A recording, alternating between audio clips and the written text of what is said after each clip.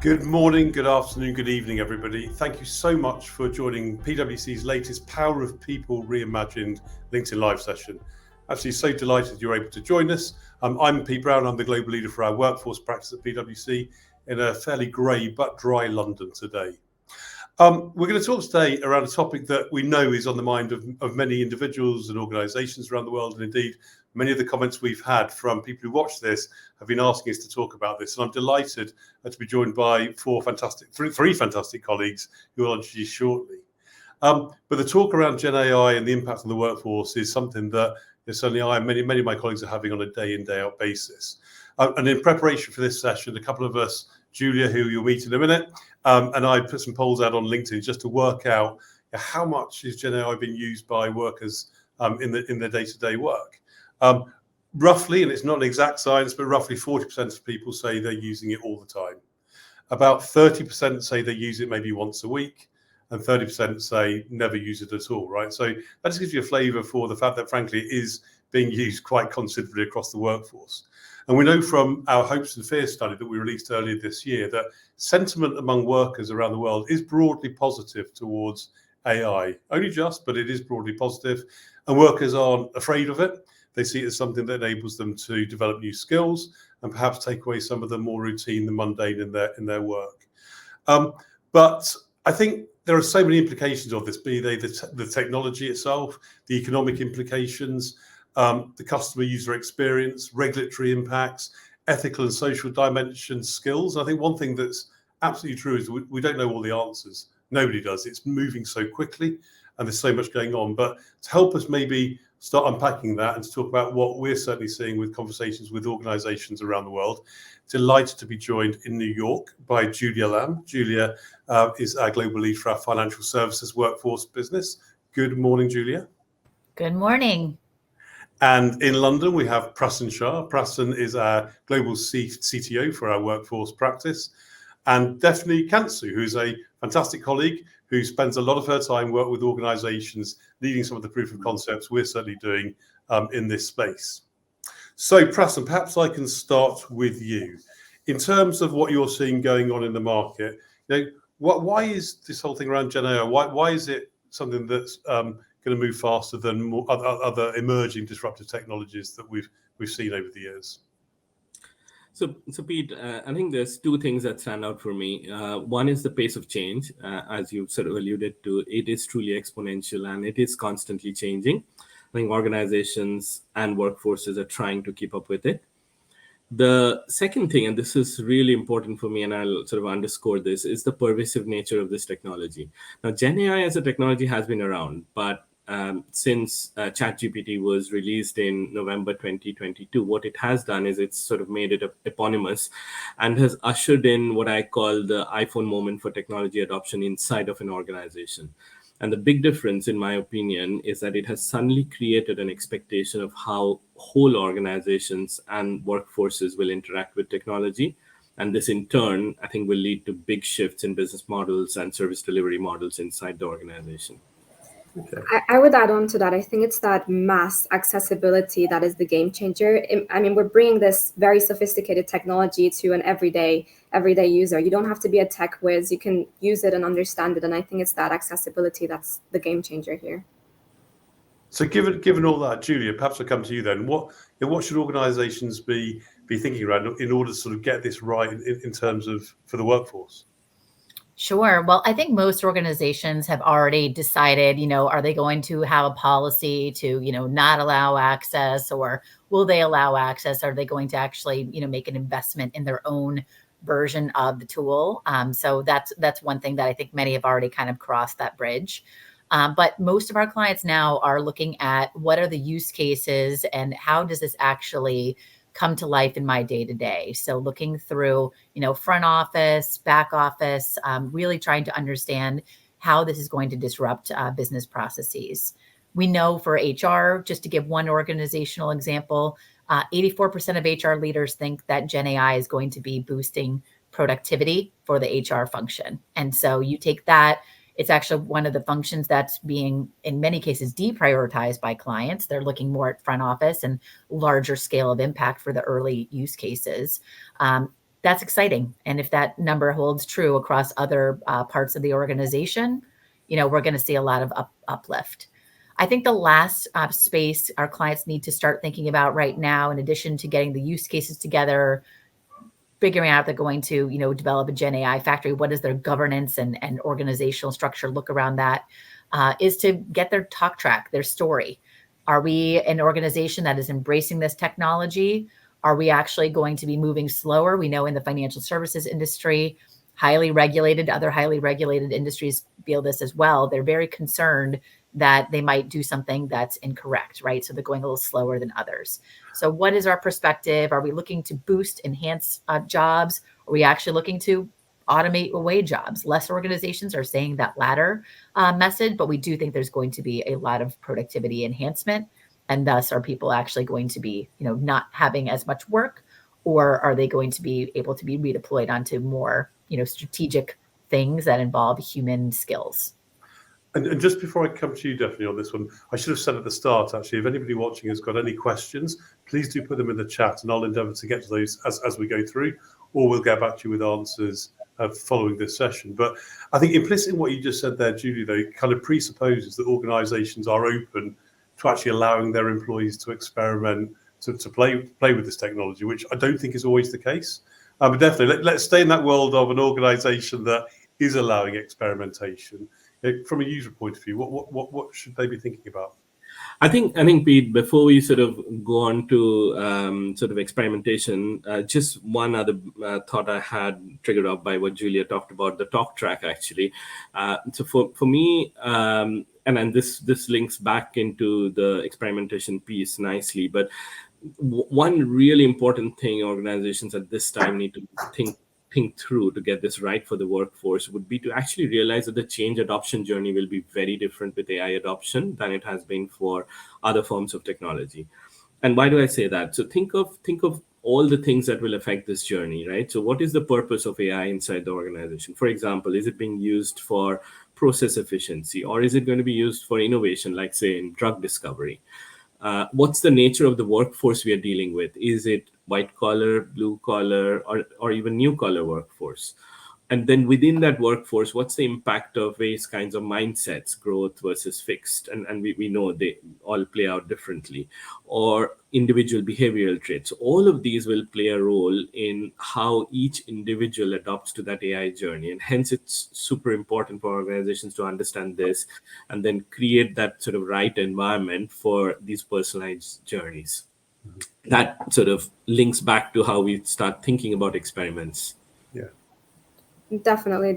I would say that personas and journeys, it's an obvious link here, and that's when we start to think about personal development journeys, personal learning opportunities, etc. And I know at the start, Pete, you said that mostly the workforce is thinking positively about this, but the reality is there is a population of people who are concerned about how this is going to impact their roles. And I think a way to mitigate this concern and this worry is by drawing out and mapping out those journeys and saying, okay, this is how you will learn and grow with the business, and showing individuals that is essential. But alongside that, I think something organizations have to consider is building the right culture for adoption. So thinking about how we can have that maybe more startup-y culture of think fast, fail fast approach, and also incorporating the workforce into this decision making, into the conversations, because I'm the youngest one here, and I'm the one who is more in experiencing this technology day to day. I'm the closest to it, and I think I'm representing the workforce on this panel. And I would say that the experience that we get from working with the technology so close is something valuable, is a valuable insight that we can bring to the table. And I think the thing that organizations need to really think about for a successful adoption of any emerging technology is how do we incorporate our workforce's voice into it? You are absolutely right. You are clearly the youngest here, and actually, you remind me of my 14-year-old son who was late doing some homework. Absolutely true story. Classic Sunday night, hadn't done his homework, and it was to write a press article on something. As quick as a flash, he pulled out ChatGPT, and lo and behold, his homework was done, frankly, to a way better standard than he would have done it in about 30 seconds, right? But I just pause there, because I think your point around, I think that the sentiment is one thing. positive, negative, whatever. But I think actually when we asked workers around their view on AI, it was broadly, we can see it coming. But interestingly, they would almost be saying, but it's going to impact those jobs over there first, right? Which I think from what we're all seeing is, that's not the case. And I think the World Economic Forum survey recently, they're predicting 44% of jobs will be hugely impacted by GenAI in particular. So against all that, Julia, there's so much going on, the pace of change. What should organisations be doing now?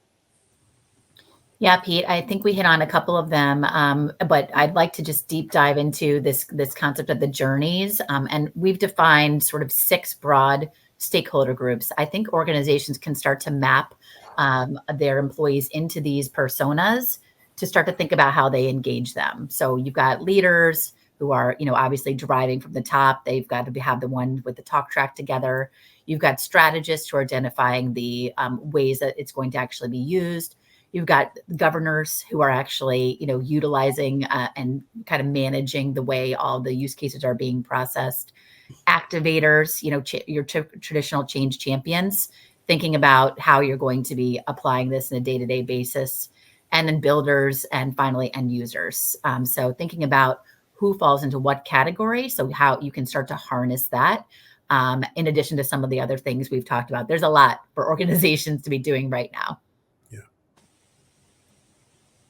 And I think that's the sort of the organisational lens. But let's talk about workers. What can they be doing in order to embrace, make the most of this, the impact of this technology?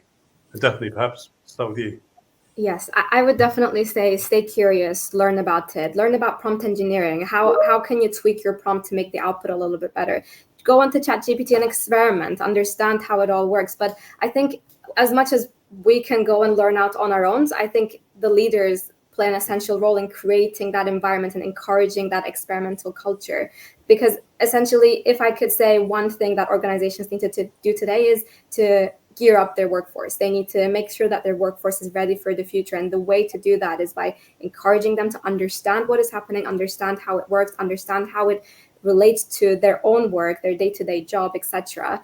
And I think at PwC personally, we've had a really, really good approach to this. For example, we've launched this initiative called the Generative AI Challenge, where we had master classes to the whole department, where we discussed about what it is, how it works, how is it relevant to me as an individual. And then we went on to ideation sessions thinking about use cases. And it wasn't just leaders at the top, Pete, Julia, Prasun, just discussing about what are some of the use cases we're going to implement to the workforce, but it was what does the workforce want us to implement? How can they find benefit of it? And tomorrow, actually, I'm going to be joining our internal hackathon to be driving one of my ideas forward. And I think that culture, that approach is invaluable.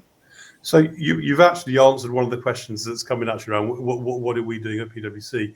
I'm actually going to build on that with a question from Michael Wilkes.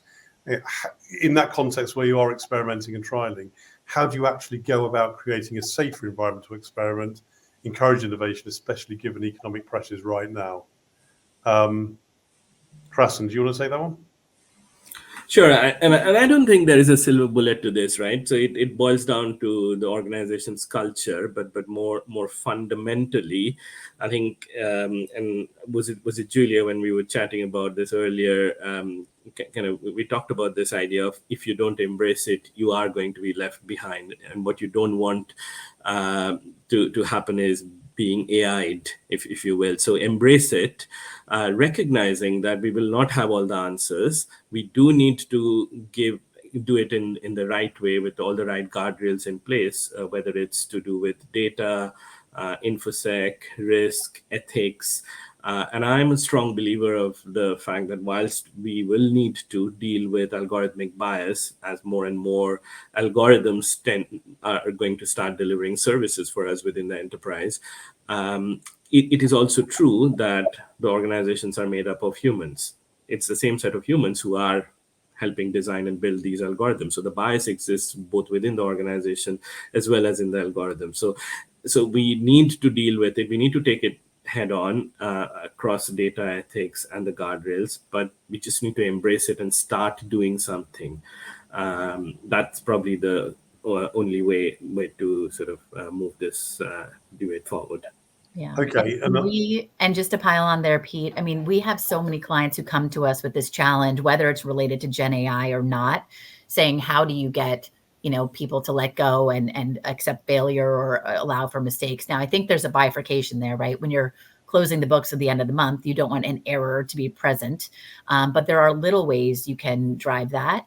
We also see a lot of organizational barriers that clients don't even recognize exist. So, for example, your performance management process might actually have something in it that's around risk aversion. And if you want to make sure that people are able to make mistakes, you've got to look at that and potentially remove some of those things, augment them, or put in additional guidance that says, this kind of risk, like non-critical business risk, things like that. So definitely take a look not only at the behaviors that the managers need to be reinforcing amongst their employees, but also all of the talent and HR processes that may be actually driving that aversion to making a mistake. Yeah. And whilst you've been talking there, because you both touched around, I think, responsible AI, the ethics, what have you, I've just put on the screen there a link to PwC's responsible AI guidance, which I think is well worth a read for those who maybe haven't seen that. I'm just going to pile on again with another question from Will Barkway. Who owns AI and skills within an organization? Is it HR, technology, business leaders, all of the above? Really, really good question. I think it's partly all of the above. And then I was having a conversation with a colleague this morning, and as much paradoxical as it may sound, I don't think AI is about technology. It is about understanding your business model and your commercial model really, really well. The technology is there, and it is a brilliant piece of technology which will only help us almost sort of deconstruct a business model and a commercial model, understand where the value is trapped, and be able to unpack that. But fundamentally, with AI and generative AI, we are beginning to see a true coming together of sort of multidisciplinary functional views.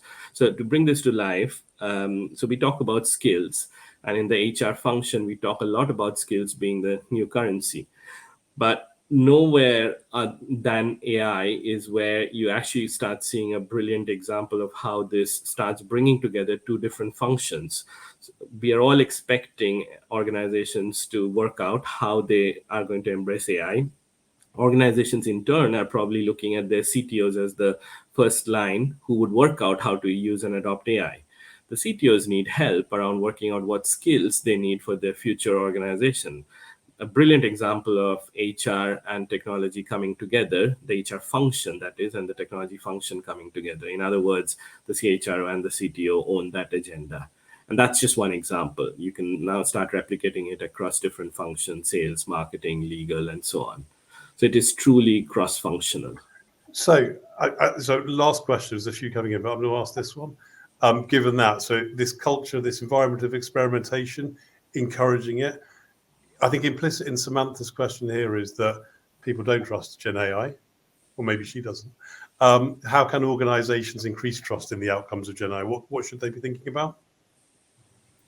I think the biggest thing we're seeing is, not necessarily fully replacing the processes with Gen AI, like using it as an accelerator rather than a replacement. So the prompt engineering, the tools that you need to vet the responses that come back on top of it. That's one reason we think employees should be trying this stuff out now so they can build the muscle and practice and say, hey, I got this item back that says there's this report. Let me go look at the real report that Gen AI found. Oh, gosh, that report doesn't exist. That happened to me when I was using a version of Chat PwC. It's really interesting to kind of learn these things, but you have to try and experiment in order to learn them, and that'll help build the trust. Definitely. Have you got anything to add from the younger workforce perspective? I absolutely agree. I think it's all about working with it and seeing the output it produces. And at the end of the day, we have to remember that it's not just about we're blindly trusting these technologies to do all of our work for us. It's about how do we enhance that human in the loop anyway, because at the end of the day, we're going to go in and review everything. So we're not just blindly trusting it, but we're finding ways to understand how it works, try and find how it can work better to produce higher quality work that we're satisfied with. But I would say definitely, Julia, absolutely, like experiment, try to trust it, because that's the only way. So thank you all. I'm just conscious we're running to time. I mean, I'm picking a number of things I'm picking up. I think one is around from the organisation of you around embracing, creating that environment for experimentation, for trial, to make mistakes, to learn, to see what it does.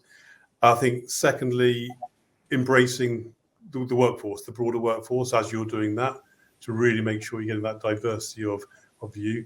I think we touched around sort of the responsible use, the guide was there. And I think from a workforce perspective, I think taking the opportunity to be curious, to upskill, to focus on some of those skills and awareness of those in order to maintain that relevance. But I'm going to come to each of you now, just one final thought as people watching organisations. What's the one thing you want them to think about in the context of GenAI and the workforce? Julia, should we start with you? I'm happy to start. I just think, this is a really exciting time. I mean, if some of the productivity savings we're talking about really pan out, we kind of laugh in the US at the concept of a 4-day work week, but it might be possible. We've been adding hours and hours on our work weeks for, generations now, and there's potential hope here. So I'm really optimistic about it. I think it's just about people experimenting and starting and within the guardrails, of course, so that, we don't create undue business risk. Defne. I definitely second what Julia is saying, but it's also about organizations creating the opportunity for their workforce to experiment. It's about having a safe platform, a safe environment where they can go in and make those experimentations themselves. But I would say, for me, it all starts from the very basics. So we have to come back to the very basics and help our organizations understand what it is, because we're telling people to go and experiment, but they're going to feel a bit more resilient to go and experiment if they don't know what it is and what they can do with it in the art of the possible. So I think it's all about starting from the basics of educating them about what it is and how it is relevant to them. And good luck in your hackathon tomorrow. Thank you. Prasun. Yeah, I'll probably sort of bring together what Julia and Defne both said. So I think it is about sort of identifying areas where you can start quickly and start now to experiment with GenAI, but at the same time, keep being very conscious of how you bring the workforce along that journey. And if I can say, sort of don't get fazed by the unknowns. It is important to start that journey. And I can only say this from personal experience. Definitely talked about the hackathon and the amount that we've collectively learned within PwC, just inside our workforce consulting practice, by engaging upwards of 500 plus colleagues. It's been phenomenal just going on that journey. Defne, Prasun, Julia, look, thank you so much for your time and for such a rich discussion. I know we could have gone on a long time, but time we need to stop. Really appreciate that. To everybody else, thank you so much for tuning in for your questions. There's a few I didn't get to, and we'll make sure we get back to you on those in the coming days. That's it for this calendar year. We'll do our next LinkedIn Live after the holiday season. A bit like today's one. If there's a topic that's on your mind that you want us to cover, let us know, and we'll make sure we get the right people on to have a conversation a bit like today. So meanwhile, thanks very much and enjoy the rest of your day. Thank you. Thanks. Thank you.